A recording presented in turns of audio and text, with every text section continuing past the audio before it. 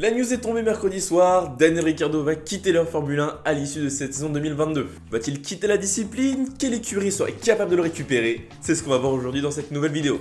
C'est parti. Allez, pour commencer, je vous propose de revenir sur l'arrivée de Daniel Ricciardo chez McLaren. Il faut se rappeler qu'à l'époque, c'est un coup de tonnerre, du moins pour nous Français, parce qu'il quitte Alpine, du coup à cette époque c'était Renault, alors même qu'il n'a pas encore fait ses 2 saisons. Et en plus ça commençait à fonctionner, donc on s'est tous dit pourquoi est-ce qu'il quitte le navire maintenant? Certes, mais à l'époque avec le Covid, on savait pas si Renault allait continuer en Formule 1. Effectivement, et c'est pour ça qu'il a décidé de sécuriser son avenir chez McLaren plutôt que chez Renault. Et bah du coup quand il signe, on se dit Daniel Ricciardo chez McLaren avec un nouveau moteur Mercedes, ça va faire grand bruit ça va être performant. C'est pour ça qu'il faut se rappeler qu'il y a énormément d'attentes à son arrivée. Il était le pilote qui était censé ramener McLaren sur la première marche du podium. Bah il a réussi non? Oui, mais au prix de performances et de résultats mauvais tout au long de la saison. Donc pour ça je propose qu'on regarde son bilan chez McLaren. En 35 Grands Prix, Daniel Ricciardo, c'est 134 points, 9 top 6 dont une victoire. L'an passé, il a fini 8ème au championnat du monde. Oh, ça va, il y a pire non? Pire? Bien évidemment qu'il y a toujours pire. Mais il y a surtout mieux. Sur la même période, Lando Norris c'est 236 points, 14 top 6, dont 5 podiums et une 6ème place au championnat. Ah! En effet, quand tu compares, c'est compliqué. Ah bah oui, la comparaison avec son coéquipier, elle fait très mal. Surtout que l'an passé, la monoplace, elle était compétitive.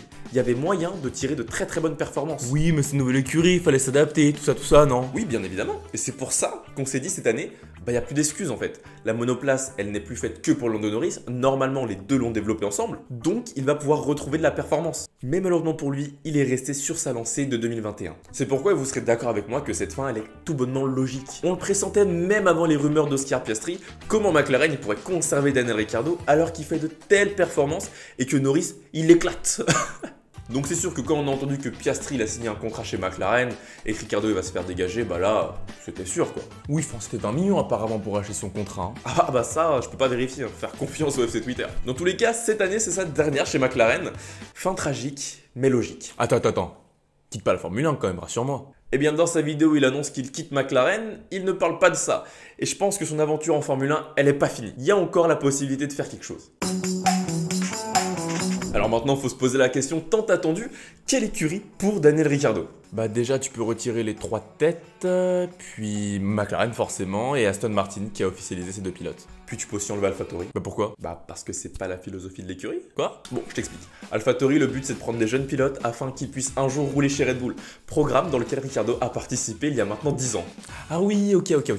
Donc ça nous laisse 4 écuries quoi. Et bah c'est parfait 4 écuries. On va commencer par la plus performante, à savoir Alpine. Bon, on en a rapidement parlé dans cette vidéo. Je pense qu'Alpine c'est un bon choix pour Ricciardo. Retourner chez son ex, jamais bon plan ça. Bah écoute, je suis pas de cet avis parce que Ricciardo chez Renault ça a très bien fonctionné. Il n'y a pas de raison que ça reparte pas du bon pied. Il connaît la maison, il a déjà fait des podiums là-bas, il a la confiance de l'écurie. Et malgré que le board il a un petit peu changé, hein, coucou Cyril Abitbull, et bah ça sera difficilement pire que chez McLaren. Oui, enfin, t'en sais rien ça. Certes, mais dans l'écurie, il sera placé au même niveau qu'Esteban Ocon. Et puis du côté d'Alpine, le pilote il connaît la maison. C'est un très bon pilote, très rapide. Hein. À un moment donné, le talent il a pas disparu du jour au lendemain. Donc s'il lui redonne confiance, il n'y a pas de raison que Ricciardo ça ne performe plus. Et puis en vrai, le retour de la line-up Ocon-Ricciardo, ça peut faire peur à beaucoup de monde. Hein. Oui, bon, sur le papier, parce qu'en réalité, les performances annoncent plus déséquilibrées. Hein. Certes, c'est clair, il faut qu'il reprenne confiance, mais je pense que si c'est le cas, et ça serait le cas, Alpine serait redoutable. Bon, et puis quand t'es Alpine et que t'as un baquet de libre, à part si t'arrives à récupérer Oscar Piastri, et dans ce cas-là, tu fais bien la nique à McLaren, tu mets qui dans ce baquet? Donc un retour chez Alpine, c'est probable, et moi, je pense que c'est souhaitable.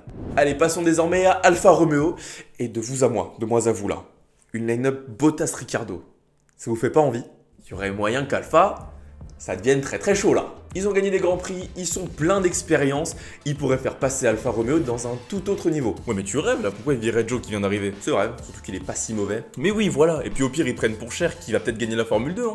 Ricciardo c'est pas l'avenir. Ok, choisir Ricciardo c'est pas le choix le plus tourné vers l'avenir, je le conçois. Il a 33 ans et quand t'as Joe et pour cher derrière, et bah franchement c'est pas un très bon message que t'envoies à ta jeunesse. Mais 33 ans, c'est pas si vieux hein. Regarde Alonso il a 41 ans et le gars il se lance encore dans un nouveau projet hein. Après certes il met une claque à la moitié de la grille, C'est vrai, mais pourquoi pas? Et puis pour Ricciardo, signer dans une écurie comme Alfa Romeo qui est moins sous le feu des projecteurs, ça lui retirerait une certaine pression. Ça lui permettrait de plus s'épanouir, un peu comme Valtteri Bottas.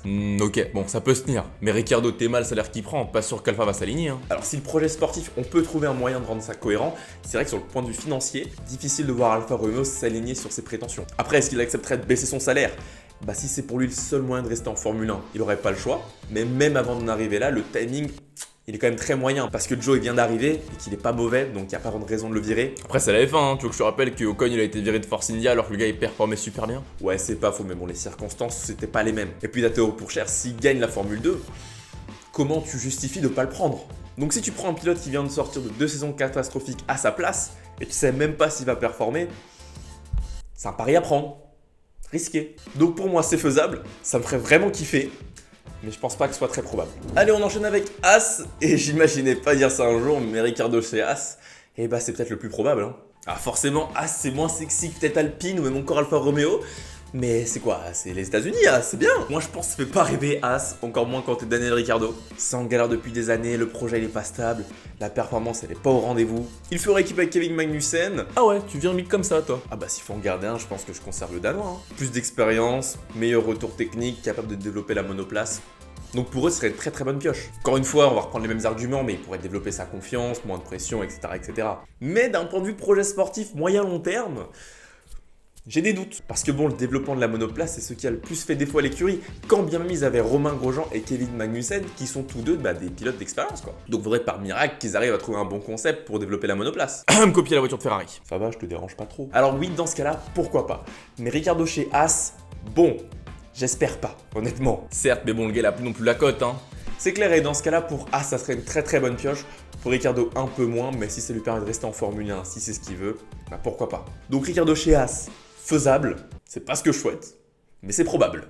Et enfin, pour terminer, Williams. Dernière écurie de la grille, dernière écurie à avoir un bac à libre. Bon, Latifi c'est pas encore confirmé qu'il va partir, mais c'est pas sûr qu'il reste non plus. Hein. Donc bac à libre, projet ambitieux, de quoi s'aligner sur les prétentions salariales. Ah bah voilà le projet qu'il lui faut. Alors oui, sur le papier, Williams il donne ce qu'il veut et je pense que ce serait pas trop mauvais. Et puis pour eux, ce sera toujours mieux que Latifi, c'est clair et net. Ça serait un moyen de bien challenger Alexander Albon et la line-up, elle serait très sympathique aussi. Mais quel déclassement dans sa carrière. Quitter Red Bull pour trouver une nouvelle place de leader, aller chez Renault, que ça fonctionne à moitié, partir chez McLaren, échec total pour se retrouver chez Williams, on a connu mieux. Pour beaucoup, aller chez Williams, ce serait un peu sa mort dans la discipline, et c'est clair, quand t'es un vainqueur de Grand Prix qui a roulé pour les meilleures écuries, et bah te retrouver chez les derniers, bah, ça peut pas rêver quoi. Honnêtement, il peut viser un meilleur baquet, il y en a des disponibles sur la grille. Ouais, mais les baquets libres sont pas nombreux non plus, hein. Il pourra pas faire trop le difficile. C'est sûr que dans le cas où c'est le seul baquet qui va lui rester, et bah est-ce qu'il y a un intérêt à rester en F1 pour rouler chez les derniers? Si tu veux rester en Formule 1, bien sûr, hein, beaucoup de monde se battent pour entrer en Formule 1, mais pas sûr de voir un meilleur Ricciardo. Oh bah t'en fais pas, avec Williams, on le verra juste plus à l'écran du tout. Je peux pas oublier que Williams, ils ont un jeune pilote derrière en Formule 2 qui s'appelle Logan Sargent et qu'il est 3ème au championnat. Donc pourquoi pas l'aligner plutôt lui que Ricciardo. Encore une fois, histoire d'avenir, long terme, etc. etc. Donc c'est pas le seul à prétendre au baquet, et même si je pense que Williams préférait prendre Ricciardo que Sargent, je pense pas que ce soit souhaitable pour lui. Pour Williams, oui, c'est probable, mais c'est pas vraiment souhaitable. Donc voilà, je pense pas qu'il va quitter la Formule 1, il y a des options disponibles sur le marché. Si je devais en choisir qu'une, ça serait Alpine, juste pour revoir le duo Ocon-Ricciardo, un cran au-dessus encore une fois. Je vous invite à aller voir cette vidéo si vous voulez connaître mon point de vue sur Daniel Ricciardo un peu plus en profondeur. Dans tous les cas, n'hésitez pas à mettre en commentaire votre analyse. C'était Georges F1, on se dit à la prochaine. Salut!